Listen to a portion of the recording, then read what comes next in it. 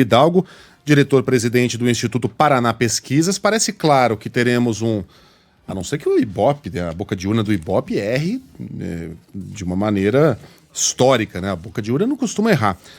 Um segundo turno entre Covas e Boulos. Mas é importante chamar a atenção. Covas, de acordo com a boca de urna, a gente está mantendo aqui os números da boca de urna porque a apuração mal começou, né? Tem 33%. E Boulos, 25%. Em relação à última pesquisa Ibope, divulgada ontem, é uma queda de 6 pontos para Covas.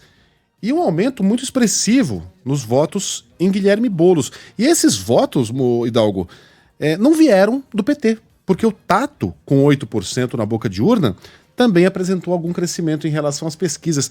De onde vieram esses votos do Boulos, se é que já dá para a gente responder a essa pergunta?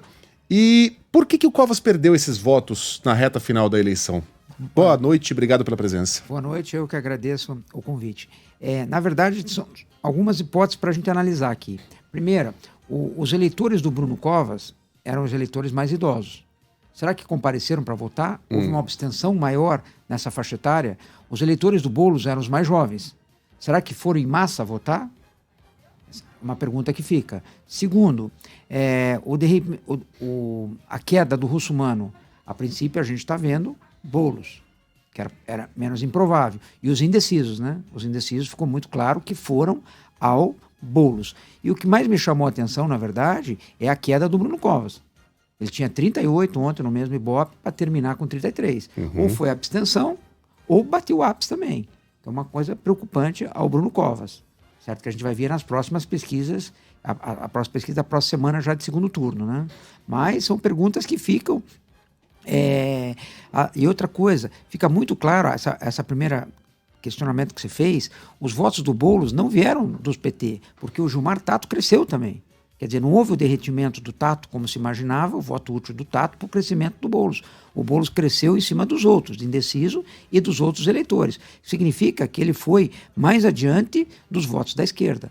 Ele buscou outro eleitorado, escolheu o Boulos. Será que havia uma massa de esquerda ali em compasso de espera, aguardando as últimas pesquisas para ver em qual cavalo montar? Para ver se o Tato ia ter condições de competir pelo segundo lugar, ou se o voto útil em um Boulos seria o mais provável de derrotar o Celso Russomano e o Márcio França? Eu não consigo ver um eleitorado, de uma maneira geral, numa cidade, ele escolhendo entre direita e esquerda, centro-esquerda, entendeu? Eu acho que nesse momento as pessoas votam naqueles candidatos que eles acham que é o melhor para a cidade. Certo? Tanto que o Bruno Covas fez uma boa gestão, é bem avaliada, ele está virando em primeiro, certo? E o Boulos conseguiu mostrar para a população que ele tinha um plano de governo, por isso que eu acho que ele foi bem votado. Eu não consigo ver voto ideológico, que ele fez 25% de voto ideológico. Primeiro que o PSOL não tem 25%, um exemplo. Se você der a boca de urna, que nós estamos comentando em cima do resultado de boca de urna de Ibope. Eu não consigo ver o PSOL tendo 25% desses votos em São Paulo. Certo? Se a gente for ver o Haddad, ele fez 40% dos votos para presidente, um exemplo, na cidade de São Paulo. Mas eu vejo tanto a votação do Haddad quanto do Bolsonaro no segundo turno, não votos do Haddad. Tem uma parcela muito grande que votou no Haddad para o Bolsonaro não ganhar. E teve um monte de gente que votou no Bolsonaro para o Haddad não ganhar.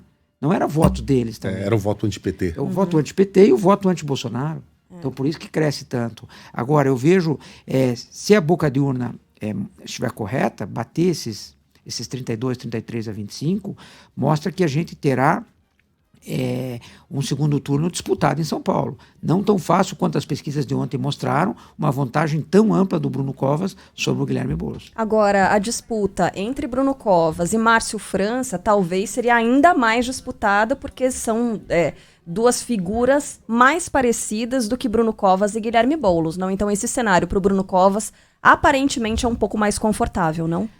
Aparentemente, sim. Mas o que chamou a atenção foi a curva de crescimento do Boulos no dia de hoje. Foi impressionante. Eu acho que ninguém imaginava isso. Que ele fosse, se confirmar a boca de urna, a 25% dos votos. Quer dizer, ontem ele estava com 16%.